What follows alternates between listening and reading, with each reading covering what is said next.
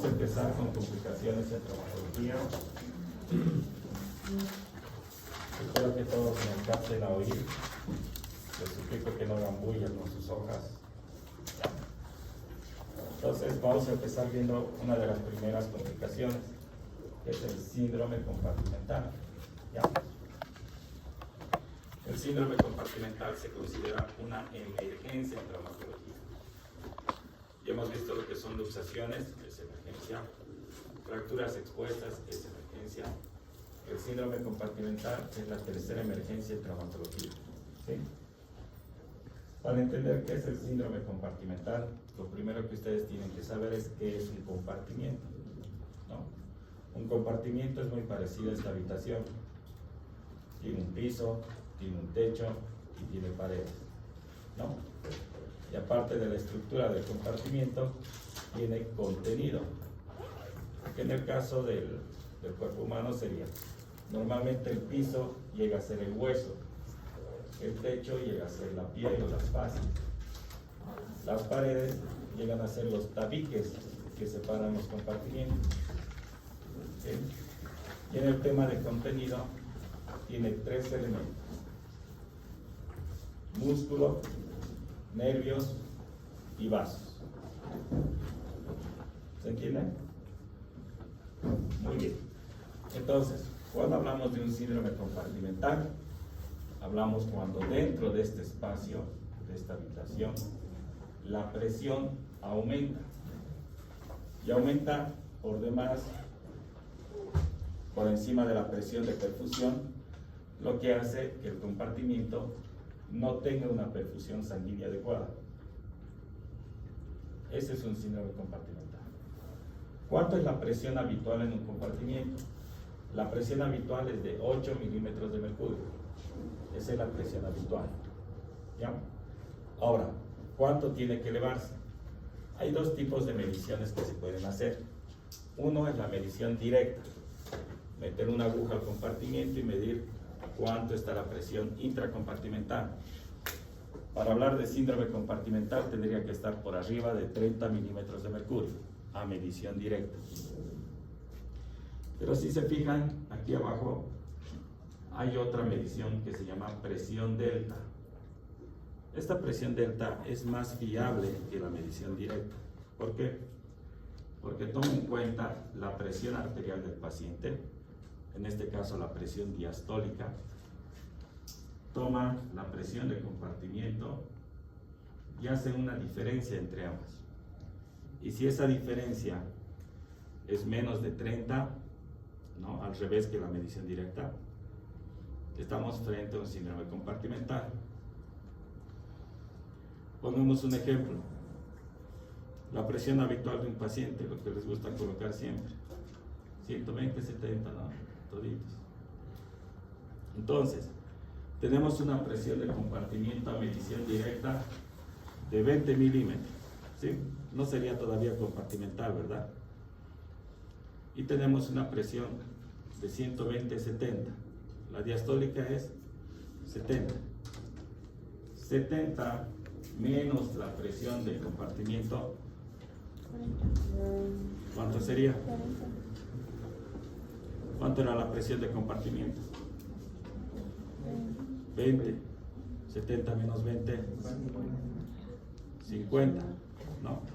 50 es más que 30. Sí, no hay síndrome compartimental. Ahora, ¿qué tal si el paciente viene con un shock hipovolémico? ¿Sí? Ha sufrido un accidente, viene un shock hipovolémico y su presión está en 60-40. ¿Ya? La diastólica tenemos 40.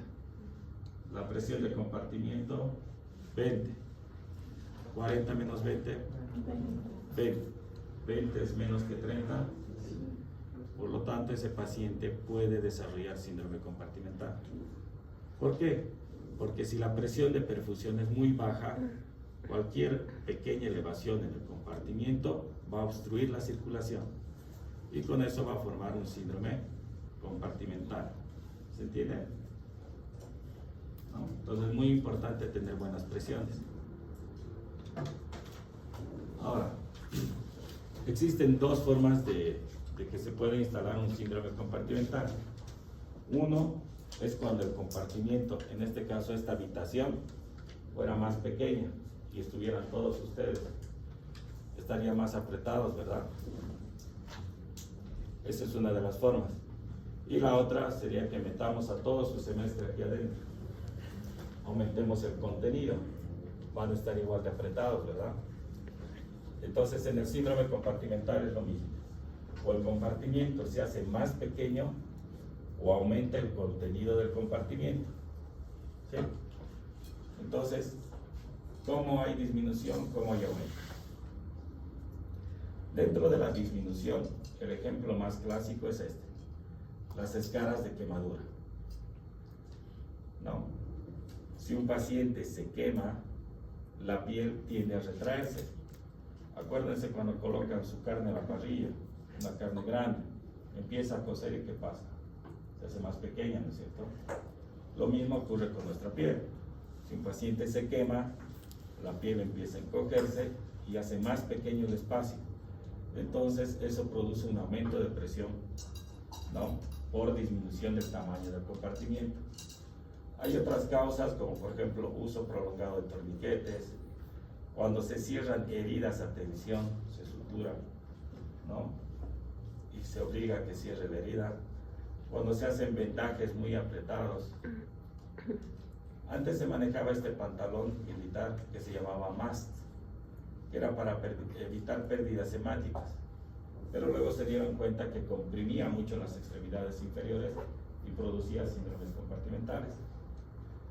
Y por último tenemos un síndrome que se llama el crash syndrome o el síndrome de aplastamiento, ¿sí? Que tiene una fisiopatología algo particular y la vamos a tocar un poco. Por otro lado tenemos el aumento del contenido del compartimiento. Y la mayoría de las veces del aumento del contenido del compartimiento es por la presencia de sangrados, ¿no? Ya sean hematomas, alteraciones de coagulación, nos van a producir aumento de sangre en el compartimiento. Y esto va a empujar al músculo, al nervio, al vaso, hasta comprimirlos, ¿no? ¿Alguien sabe qué es la rhabdomiólisis?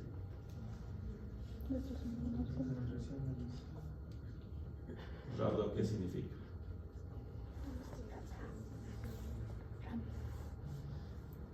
¿No han llevado cardio? Estriado, mío es músculo. Rhabdomiólisis significa la destrucción del músculo estriado, ¿no? Cuando el músculo se lesiona y se empieza a destruir, empieza a liberar proteínas que atraen líquido. Esa atracción de líquido aumenta el volumen dentro del compartimiento, lo cual genera un síndrome compartimental. El síndrome nefrótico, ¿saben qué es? ¿Ya he llevado algo de nefro, medicina interna? El síndrome nefrótico es cuando existe una proteinemia por debajo de 3.5 a nivel de la sangre, lo cual hace que el líquido intravascular escape al intersticial por fuerza de ósmosis. Entonces, en un síndrome nefrótico es común que el líquido se escape hacia los compartimientos y pueda producir un síndrome compartimental. Y las trombosis venosas, pues, que son obstrucciones en la circulación de retorno, que igual hace que se acumule el líquido en la extremidad, ¿no? A esto, por ejemplo, falta aumentar el tema de tumores. Los tumores también aumentan el volumen dentro de un compartimiento, ya sea tumores de partes blandas o partes óseas, ¿no? Hay algunos ejemplos: las fracturas que ocasionan sangrados, lesiones vasculares, quemaduras, ¿no? Hay un síndrome compartimental crónico por demasiada hipertrofia muscular. Hasta ahora solo he diagnosticado una vez un síndrome compartimental crónico en un paciente joven, ¿no? Es raro, lo más frecuente es que sean agudos. Ahora, dentro de la fisiopatología, ¿qué es lo que ocurre en el síndrome compartimental? El síndrome compartimental básicamente está basado en el tema de isquemia, porque el aumento de presiones en el compartimiento produce isquemia. Y este síndrome de reperfusión está más relacionado con el síndrome de aplastamiento. Les voy a explicar cómo. En el tema de la isquemia, hay un aumento de presión dentro del compartimiento, ¿no? Ese aumento de presión va a disminuir el flujo sanguíneo y con ello va a venir la hipoxia celular. Nuestras células están acostumbradas a trabajar en base a oxígeno, tienen un metabolismo aerobio, pero cuando se ven privadas de oxígeno, cambian el tipo de metabolismo, ¿no? A un metabolismo anaerobio, que es igual deficiente o no.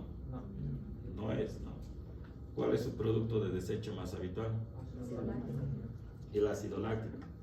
Entonces, estas células que entran en hipoxia y cambian de metabolismo, que les da tiempo de cambiar de metabolismo, empiezan a producir bastante ácido láctico, ¿no? Lo cual ocasiona una acidosis local.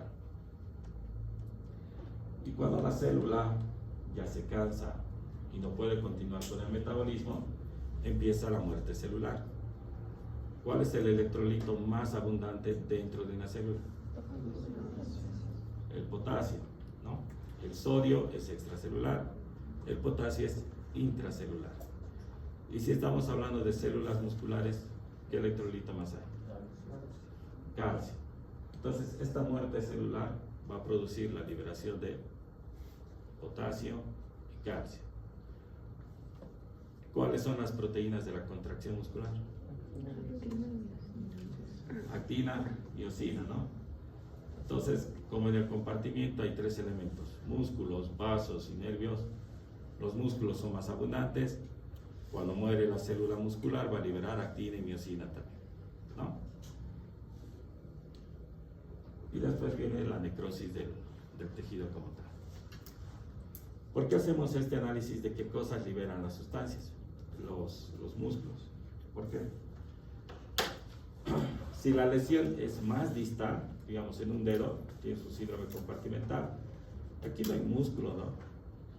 La liberación de calcio, potasio, actina, miosina, no va a haber como tal, porque es un espacio chiquito. Pero si lo tienes en el antebrazo, lo tienes en el brazo o desde el hombro, la cantidad de músculo comprometido es mayor, ¿verdad? Entonces, eso es algo a tomar en cuenta cuando uno va a hacer la reperfusión de la extremidad. Porque el objetivo, cuando uno quiere tratar un síndrome compartimental, que es un síndrome de isquemia, es volverle a dar irrigación al tejido, ¿no? Y ahí viene lo que es el síndrome de reperfusión. El síndrome de reperfusión se va a dar por cantidad de tejido afectado y por tiempo de evolución. Si el paciente tiene un síndrome compartimental que lo diagnostican antes de las 2 horas y liberan el compartimiento, ¿cómo se libera el compartimiento? Haciendo una fasciotomía. Ese es el tratamiento de un síndrome compartimental. Hacer una fasciotomía. Si ustedes lo diagnostican rápido, pueden liberarlo inmediatamente y no necesitan hacer nada. Pero si el paciente ya estuvo 6, 8 horas, 10 horas con el síndrome compartimental, hay que tener mucho cuidado cuando lo liberemos. ¿Por qué? Porque cuando liberemos, o sea, cuando le demos nuevamente perfusión, todos estos elementos que se han liberado van a volver a la circulación. ¿Qué va a ir a hacer el potasio en el cuerpo? ¿Qué hace un bolo de potasio en el cuerpo? Hace una parada cardíaca, ¿no? ¿Qué hace un bolo de actina, miosina en el cuerpo?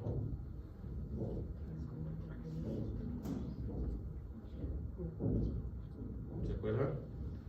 ¿Qué hace la rhabdomiólisis? Lesiona el riñón, ¿no? Produce una toxicidad en los túbulos contorneados, ¿no? Entonces es muy importante saber cuándo hay que hacer la liberación y cómo hacerlo.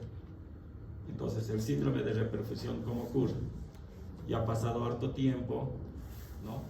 La extremidad ha sufrido el síndrome compartimental, tenemos gran cantidad de músculo afectado, y si uno restaura el flujo de manera súbita, lo que va a ocurrir es que va a haber un aumento de oxígeno con la llegada de sangre, ¿no? Pero la célula no está en un metabolismo aerobio, se ha tratado de adaptar y ha entrado un metabolismo anaerobio. La presencia de oxígeno va a hacer que haya una liberación de radicales libres, oxidrilo, superóxido, peróxido, lo cual van a aumentar la destrucción de la membrana celular. Al haber liberación del metabolismo anaerobio como ácido láctico, produce una alteración en la cascada de la coagulación. La acidosis metabólica produce alteración en la agregación plaquetaria. Va a haber una coagulopatía intravascular. La liberación de estos productos del metabolismo, ¿no?, va a ir a atacar a los órganos que hemos dicho: el potasio, el calcio, el corazón, el músculo, los productos de la rabdomiólisis a los riñones, y lo podríamos matar al paciente de esa forma, ¿no? Entonces hay que saber también cuándo liberar. El paciente viene con un torniquete un día que ha llegado desde el campo, esa extremidad pues ya está en peligro de amputarse, ¿no? Y si soltamos el torniquete por soltarlo, lo vamos a intoxicar al paciente, ¿no? Entonces tenemos que saber cómo hacer eso. Para liberar la extremidad es muy importante que nosotros tengamos el control de la presión en la extremidad. ¿A qué me refiero? Digamos, hay un síndrome compartimental aquí en el antebrazo. Nosotros agarramos un tensiómetro aquí en el brazo y lo empezamos a inflar. Lo subimos hasta 300. ¿Sí? Hacemos la fasciotomía, liberamos. Ya va a haber circulación aquí. Solo que por el tiempo que ha pasado tenemos que saber que esto va a liberar sustancias tóxicas al cuerpo. Si va a haber una acidosis, ¿qué le vamos a dar al paciente? ¿Cómo contrarrestamos la acidosis? Con bicarbonato, ¿no es cierto? Entonces le ponemos soluciones, canalizamos soluciones con bicarbonato. ¿Cómo nosotros secuestramos potasio? Para que cuando se libere no vaya directo al corazón a producir parada cardíaca. Hay secuestradores, ¿no? Uno, por ejemplo, la insulina, se le puede dar insulina. 2, diuréticos de asa, furosemida, elimina potasio. 3, salbutamol, se le puede hacer nebulizaciones con salbutamol, ¿no? Entonces hay varias cosas que se puede hacer para secuestrar potasio, ¿no? Y para la rabdomiólisis, actina miocina que se libera en la riñón, hay que darle un buen flujo, un buen volumen de líquidos para que en el riñón no produzca esa necrosis tubular tóxica. Entonces, tenemos el control de la presión y nosotros, con todos nuestros medicamentos ya preparados, empezamos a liberar. Le soltamos 30 milímetros, ya tenemos 270. Dejamos que pase 5 o 10 minutos. Soltamos 30 más, 240. Soltamos 30 más, 210. Entonces, la circulación va a ser paulatina, lo que vaya ingresando y lo que vaya saliendo, ¿no? Así bajar hasta 100. Cuando ya estamos en 100, la presión ya es muy baja y se libera rápido, ¿ya? Pero nosotros ya hemos ido desintoxicando a medida que hemos ido soltando paulatinamente la presión, no hemos soltado de golpe. ¿Se entiende? Esa es la idea. Ahora, ¿cuál es el cuadro clínico de un síndrome compartimental? El cuadro clínico viene acompañado de las 6 P's. Lamentablemente estas 6 P's no se presentan de forma simultánea en el paciente, son progresivas. Primero, el paciente tiene un dolor. El dolor está más allá de lo esperado para el paciente, o sea, tiene una lesión, digamos, una fractura, pero el dolor es demasiado fuerte como para esa fractura, ¿no? Entonces es un dolor más alto de lo que se esperaría. Hay un aumento de presión en la zona, hay palidez en la extremidad. Estos 3 son los primeros en aparecer. Luego de cierto tiempo el paciente empieza a presentar parestesias y parálisis. Y es aquí cuando el médico se confía. ¿Por qué? Porque el dolor disminuye, ¿no? Ya no está sintiendo tanto dolor, está mejorando. pero en realidad ya está entrando a una lesión nerviosa irreversible, ¿no? ¿Cómo se da cuenta uno de eso? Por ejemplo, al paciente le dices, mueve tus dedos. El paciente va a querer mover sus dedos, pero le va a doler mucho. Entonces te dice, no doctor, si muevo mis dedos me duele mucho. Y uno ve lo que intenta mover. Pero cuando ya está en parestesia y parálisis, te dicen al paciente, mueve. El paciente no tiene mucho dolor, pero el paciente no mueve nada, ¿no? Entonces hay que estar observando eso, de que si puede o no puede mover. Y por último, la ausencia de pulso como tal. No hay pulsos distales.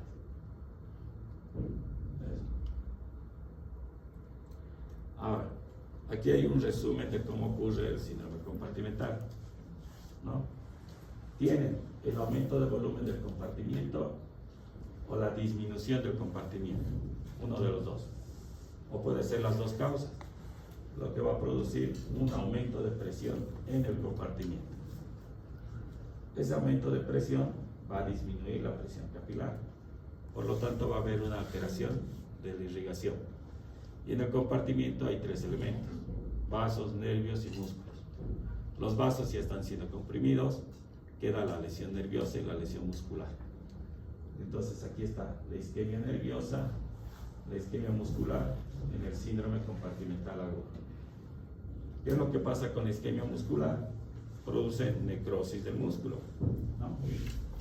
Esta necrosis del músculo, si la extremidad sobrevive, va a dar lugar a fibrosis y contracturas de la extremidad.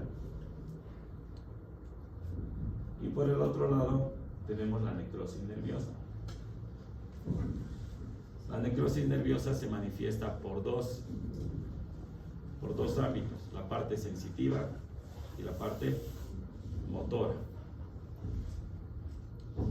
Y con estos términos ustedes se confunden mucho. Parestesia, paresia, parálisis. ¿Cuál es sensitivo, cuál es motor?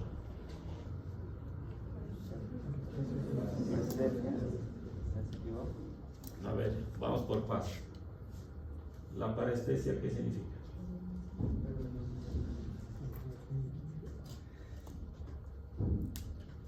¿Nadie se anima? Pérdida de la sensibilidad. Pérdida de la sensibilidad, dice. La paresia.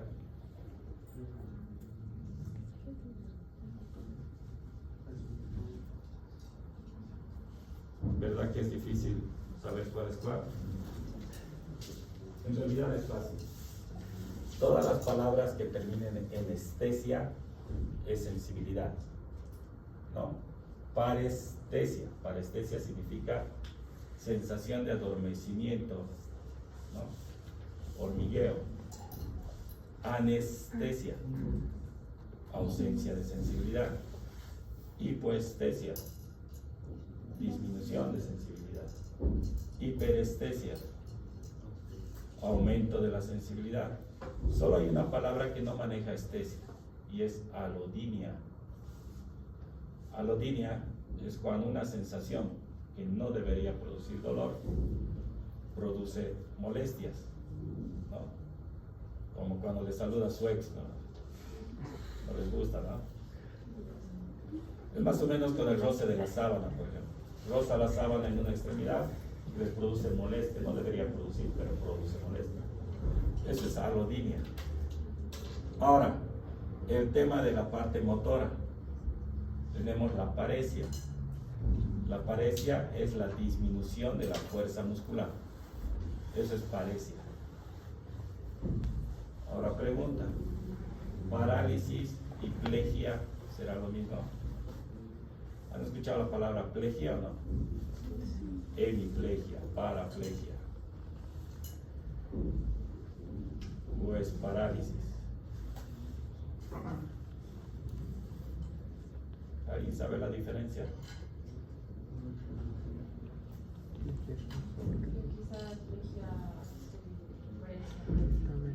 Algo definitivo. Ya, algo irreversible, dice. Y parálisis. Transitorio. ¿Qué dicen el resto? No llevaba un neurón. En SEMI no han visto síntomas nerviosos. ¿Han debido hablar de eso? La paresia es la disminución de la fuerza muscular. La parálisis es la ausencia de contracción muscular. Y la plegia es cuando no hay ni sensibilidad ni motricidad. O sea, la plegia combina los dos, tanto lo motor como lo sensitivo. ¿Ahora sí? Eso es. Entonces el paciente termina con plegia de la extremidad, ¿no? Sin sensibilidad, sin movimiento, y con una extremidad contracturada. Un ejemplo clásico es, por ejemplo, el síndrome de Wolman, que es en los niños, un síndrome compartimental por una fractura a nivel del codo, que no se la resuelve adecuadamente y deja la extremidad así, contracturada, sin movimiento, sin sensibilidad, ¿no? Es más útil amputar esta extremidad y colocar una prótesis que tenerla ahí, porque no tiene ningún funcionamiento. ¿Ya? Entonces, importante, a las 2 horas de isquemia y existe daño tisular. A las 4 horas hay una lesión nerviosa importante. Y de 6 a 8 horas el daño ya es irreversible. ¿Sí? Entonces hay que procurar identificar y tratar rápidamente esta patología. Si no, el paciente se queda con secuelas.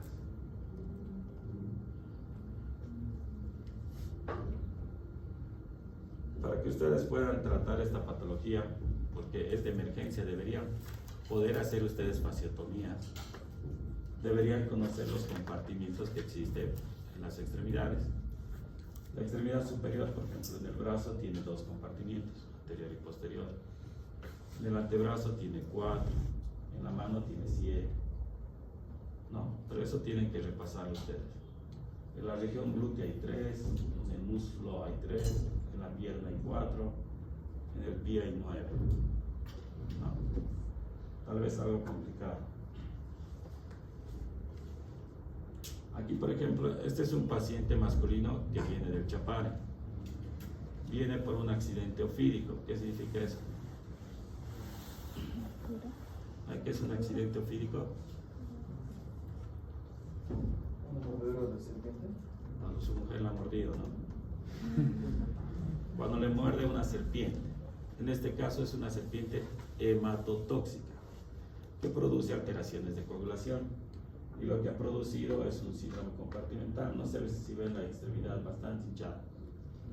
¿Sí? Entonces, ¿qué hay que hacer? Hay que hacer fasciotomía. La fasciotomía es una de las cirugías más bonitas que pueden hacer ustedes, ¿no? Para el paciente es horroroso. ¿Por qué? Porque se hacen abordajes así grandes. Y es fácil de hacer. Uno coloca el bisturí encima de la piel, no hace nada de presión, empieza a pasarlo y se empieza a abrir todo, porque hay mucha presión jalando la piel y apenas cortan y se abre, ¿no? Como desgarrándose. Entonces, por ejemplo, a ese paciente le hemos abierto todo el brazo, ¿no? Aquí está el bíceps, aquí está el braquial anterior, ¿no? Y más atrás, pues el tríceps como tal. En el antebrazo, miren, ven cómo se abre, ¿no es cierto? Se expande. Aquí está el palmar mayor, aquí está el palmar menor. Estas sombras blancas son los flexores superficiales. Está bonito para estudiar anatomía, ¿no? Pero es fácil de hacer la fasciotomía. Uno toca con el bisturí y se abre, ¿no? Eso. Igual en la mano se hacen incisiones para abrir los compartimientos. Pero si se fijan, este compartimiento tiene sangrado, pero este otro ya está oscuro, ¿no? La mordedura ha sido en el primer interdígito. Entonces aquí ya hay necrosis del tejido, ¿no? Entonces, más o menos, el tratamiento del síndrome compartimental es fasciotomía.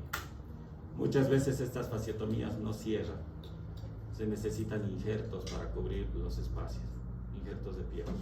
¿Sí? Porque es tanto el edema y la hinchazón que no cierra. Y si uno abre deja que circule y lo vuelve a cerrar, está creando otra vez síndrome compartimental. ¿No? Hay que esperar a que los tejidos ya no estén edematizados. Entonces, jóvenes, ¿alguna pregunta hasta ahí?